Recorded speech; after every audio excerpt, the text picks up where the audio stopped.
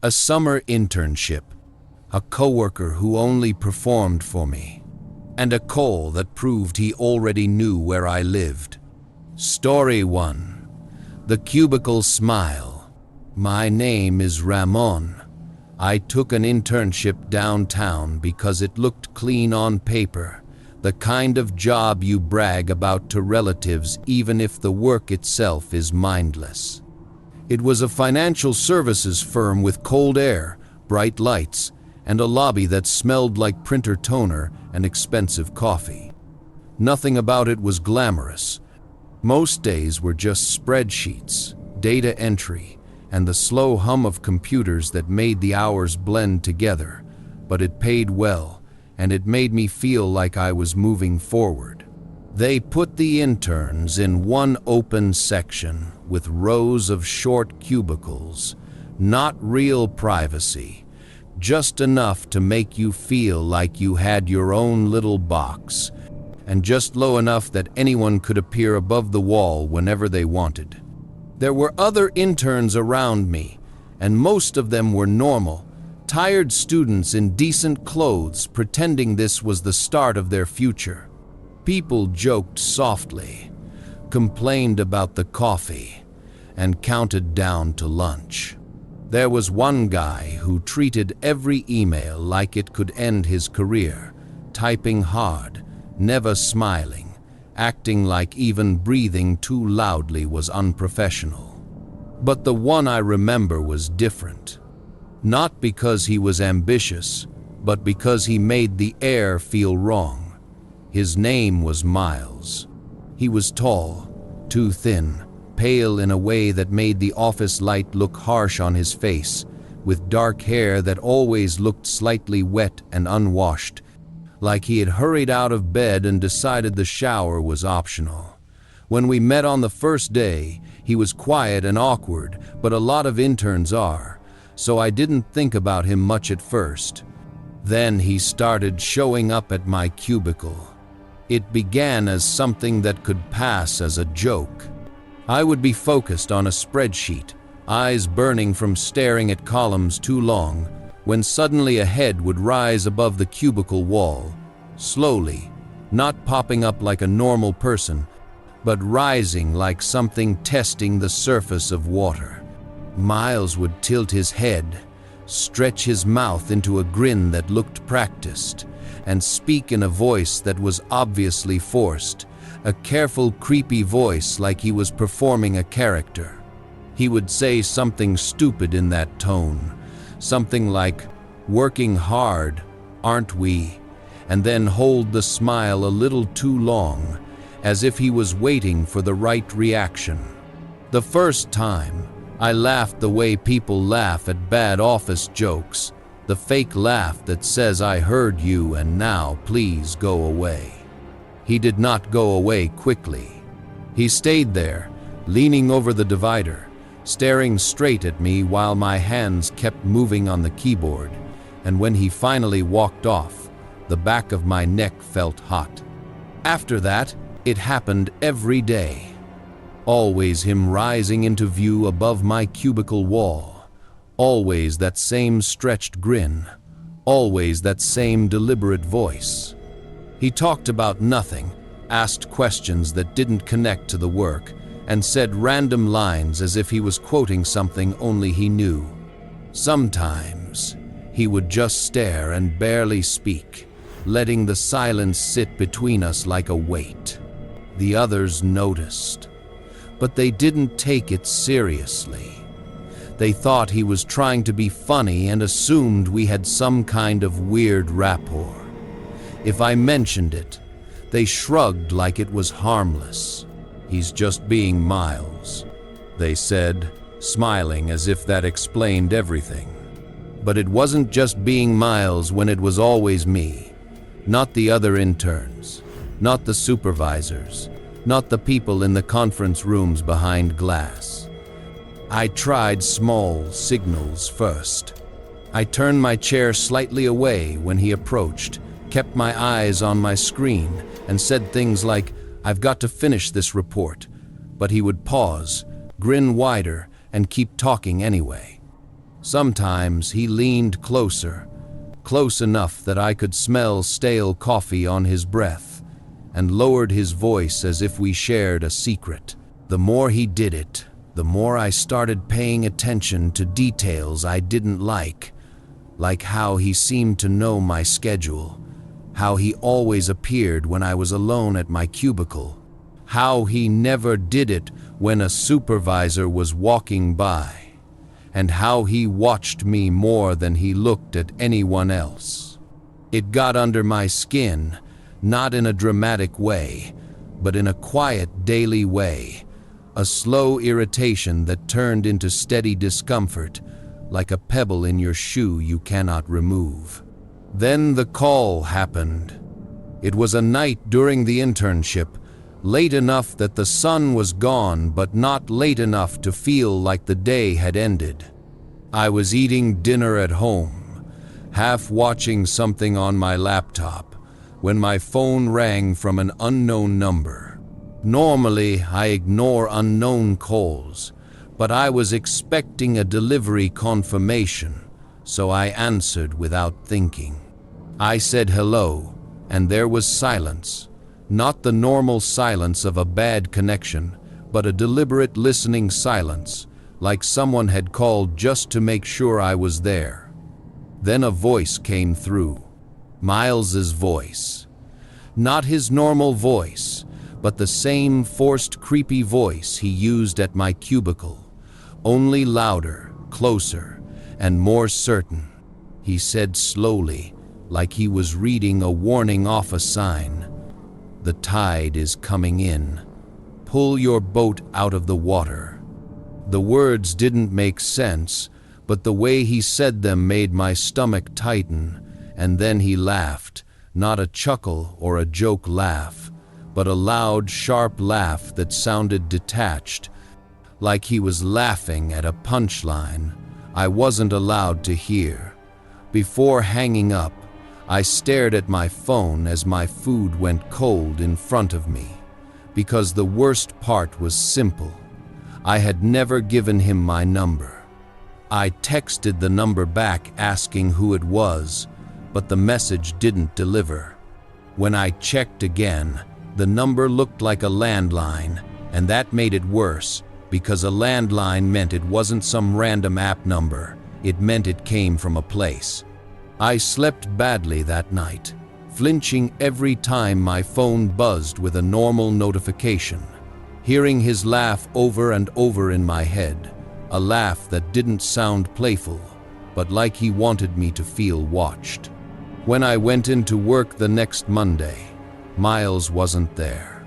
His cubicle was empty, his monitor was gone, and his chair wasn't pushed in neatly. It was just missing, like the space had been erased.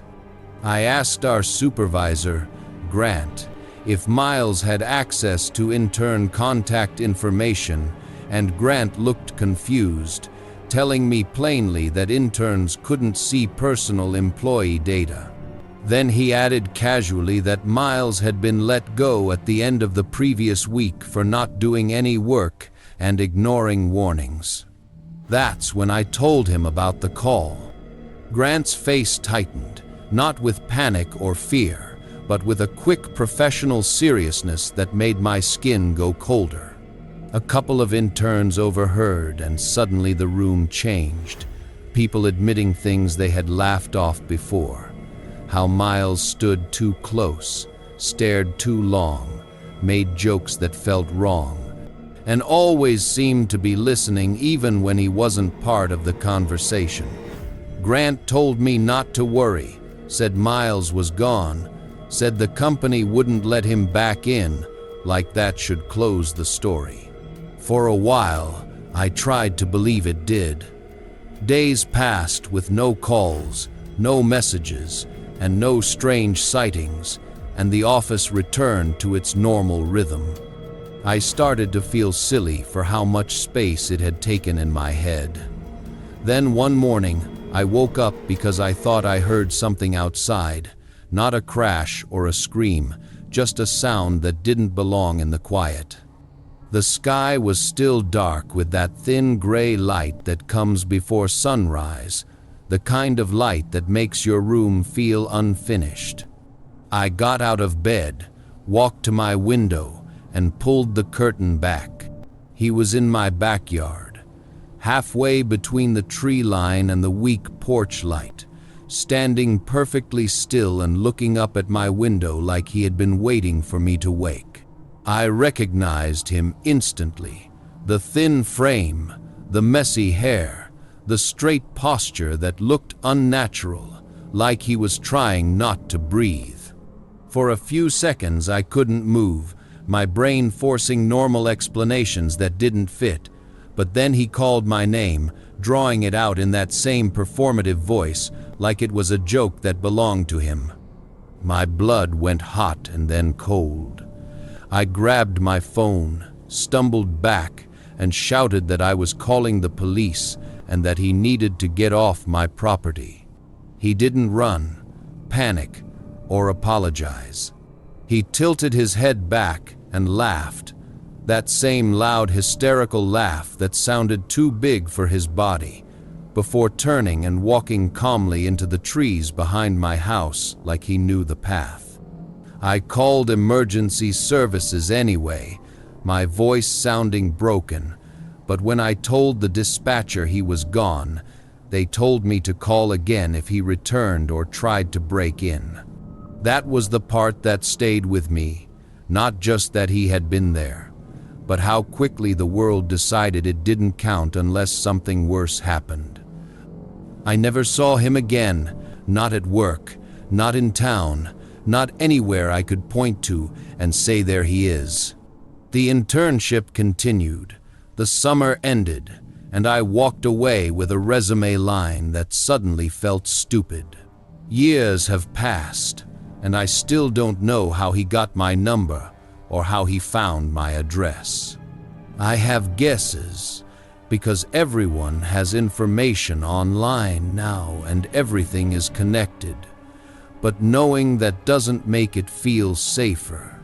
The part I can't erase is the image of him standing in the half-light, staring up at my window like he owned the moment, like the office had never been the real stage and the cubicle wall was just practice.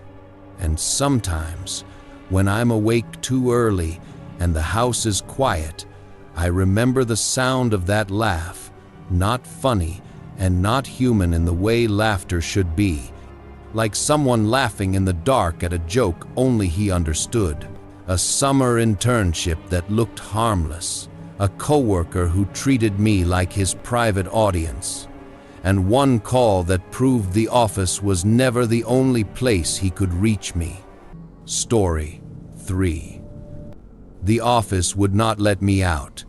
My name is Laura. I was 26 when I took that job at a small insurance office tucked behind a strip mall in a quiet part of town, the kind of place you forget exists unless you work there. It wasn't glamorous, but it paid the bills, and at that point in my life, predictability felt like safety. The office was one long room with a row of desks, flickering fluorescent lights, and a permanent smell of burnt coffee that never quite went away no matter how often the pot was cleaned. Most days were dull in a comforting way, phones ringing, paperwork stacking up, files being moved from one place to another without much thought.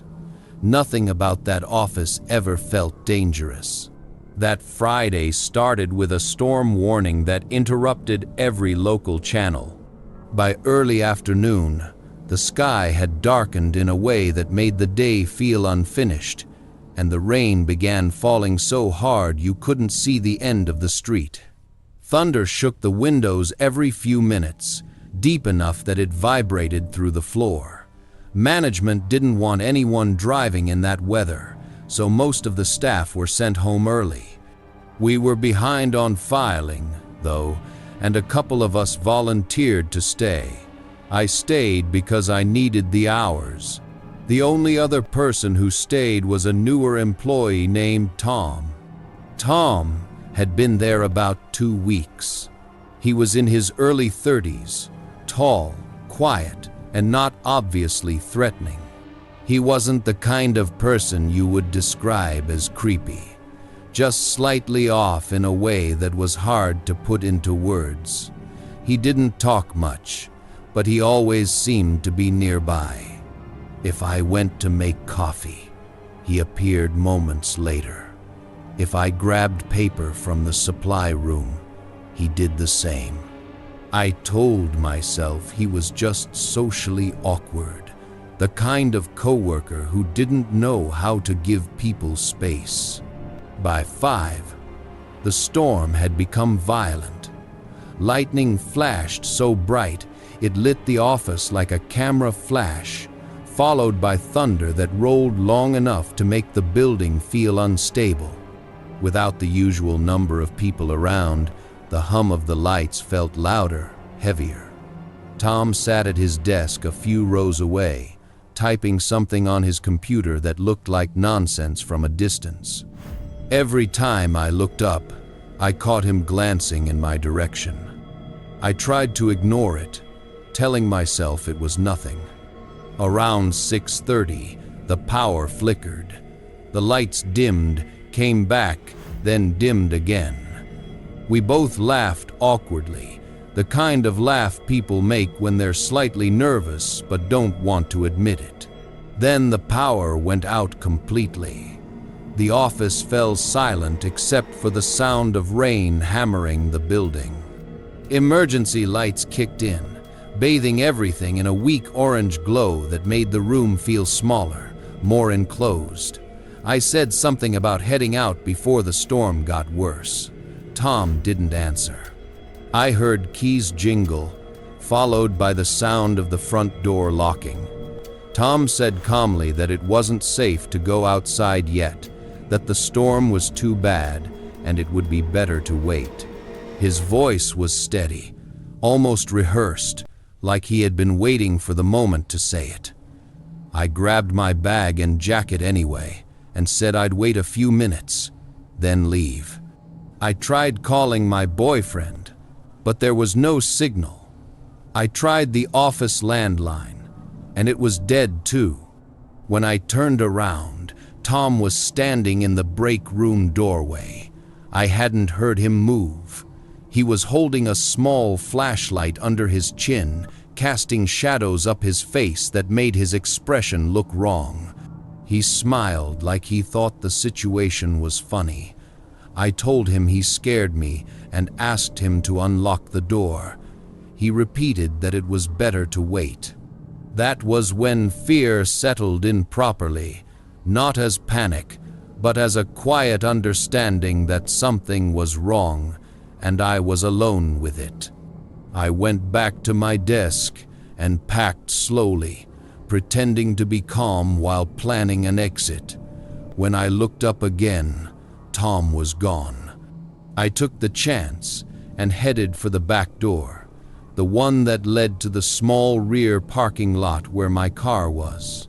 I reached for the handle and felt my stomach drop when it wouldn't move. A chain had been looped around the door from the inside, secured with a padlock. That door had never been chained before, not once. I turned and saw a flashlight beam moving slowly down the hallway. I slipped into the supply closet and closed the door quietly, pressing my hand over my mouth to keep my breathing under control. I heard his footsteps, slow and unhurried, like he wasn't worried about being caught. He called my name softly, using a reassuring tone, saying he just wanted to make sure I was safe. The beam of light passed under the closet door, paused, then moved on. Thunder cracked so loudly it felt like the building jumped. Water started dripping somewhere above me, and I counted time by my heartbeat until the silence felt unbearable. When I finally opened the door, the hallway was empty. I turned toward the front of the office and froze. The glass door had been shattered, rain blowing inside and soaking the carpet. The parking lot beyond was a blur of water and darkness. Tom was gone. I didn't think. I ran through the rain to my car, hands shaking so badly I dropped my keys twice before I managed to start the engine. I drove without looking back. The next morning, I called my manager. He didn't believe me until he saw the damage himself. The police took statements and checked the building. The security cameras had been disabled before the power outage. Tom's car was still in the lot, unlocked, with the keys on the seat and his phone and wallet inside. No one ever found him.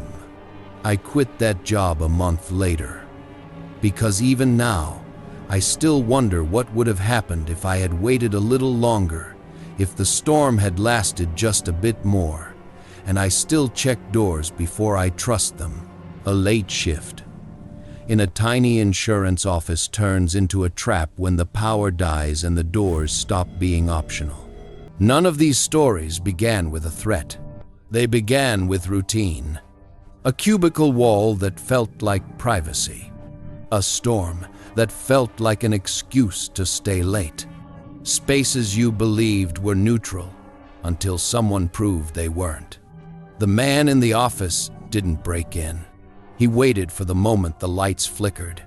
He learned your schedule before you noticed he was watching. He called your home number without ever asking for it. And when he stood in your backyard at dawn, he didn't run when you shouted. He smiled like the office had never been the real stage. Like your address was just the next room in a building he already owned. The man in the storm didn't force the door. He turned the lock while you were still deciding whether to leave. He chained the back exit while your back was turned. He stood in the hallway with a flashlight under his chin not to see you, but to make sure you saw him.